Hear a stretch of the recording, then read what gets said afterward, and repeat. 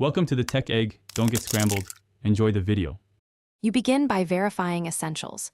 Make sure your account email is confirmed and the app has needed permissions.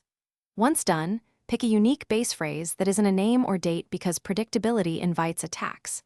Now install or enable a trusted password manager inside the app or on your device so you can store strong passwords securely. Do this now to avoid reusing weak passwords. This step saves time and prevents lockouts later, and it sets up automatic suggestions for complex passwords. You generate a strong password using the manager. Set length to 12-16 characters, include symbols and numbers, and let randomness do the work because complex strings resist brute force. Once generated, save it directly to the manager and apply it to the app's change password form.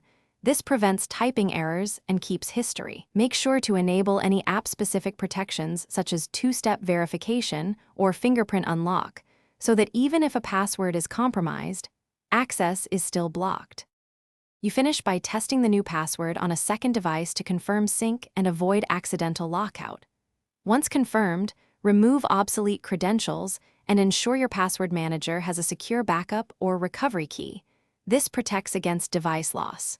Make sure recovery email and backup codes are current so you can regain access without contacting support. If things go wrong, use saved recovery codes immediately and only contact account support if recovery codes fail. This preserves security and speeds restoration. Thanks for watching. Consider subscribing if I helped unscramble your problems.